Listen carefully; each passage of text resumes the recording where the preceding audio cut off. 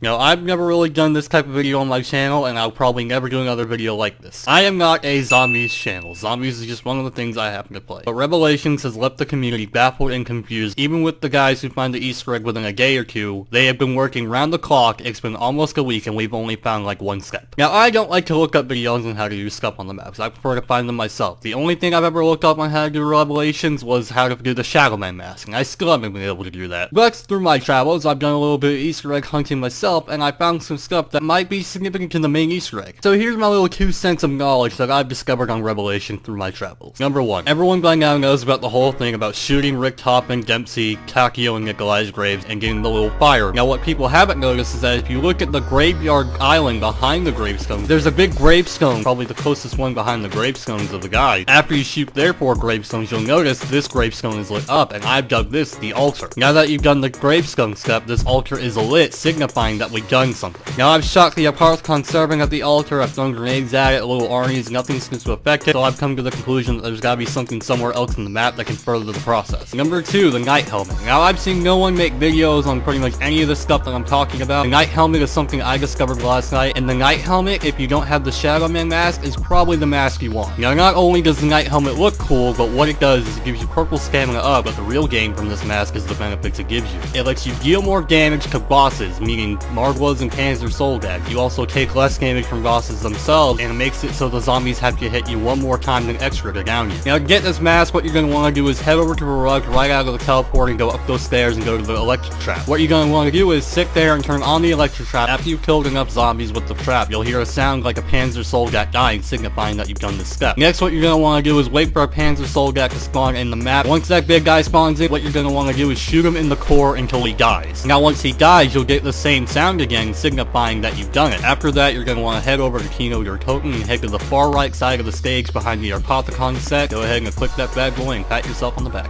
Next is the Dr. Monkey Wisp. Now there's blue wisp for Dr. Monkey and red wisp for Shadow Man scattered through lanterns all around the map. And when you hit them, either the Shadow Man or Dr. Monkey will talk to you about the current situation. Now after you've hit enough of Dr. Monkey's wisp, if you go over to Dr. Totem and go into the box room, there will be a blue Dr. Monkey wisp just floating by the little table. If you hit it, Dr. Monkey says, I found a way to talk to you, and he says, I can't tell you what to do, but what I can give you are some facts. Now every single round for the next few rounds, there will be a new Dr. Monkey Wisp there with a new fact for you. And these facts aren't about how to do the Easter egg or anything. They're facts about Rick Toppin. These facts include, Rick Toppin's allergic to peanuts. Rick Toppin was an orphan, and as a child, he would tell all the other kids at the orphanage that his dad was a famous scientist. The kids would often tease and pick on him about it, and one day they even scribbled in chalk on the wall, Teddy is a liar. That one actually made me really sad when I heard that. That was me. Rick Toppin has trouble sleeping without a teddy bear, a problem he did not develop until he was an adult. Rick Toppin's favorite song is My Way, and throughout this whole adventure, he's been wondering when he'll get a chance to sing it. And finally, Rick Toppin has a constant need to be appreciated. His ego is actually very fragile. Weird oddball facts, but they're pretty interesting, huh? Now finally, the last Easter egg I've discovered, if you head over to the Shangri-La part of the map, over here there's a radio that will trigger randomly that talks about the call of the dead crew. Now I've only encountered this once, and when I did, I was surrounded and had to use my gravity spikes to escape, and I couldn't hear the radio very well over all the smashing, but the one sentence I was able to make out clearly was, what happened to the call of the dead crew? And it was said as a statement, not a question. Alright guys, that's all the Easter eggs I've found so far. Some of them I think are very interesting. I hope they help you. I'm gonna try and find more. The whole community really kinda has to pull together for this map, because they've really put our heads in a loop about this. So I hope you've enjoyed your little daily dose of knowledge from LanPov, and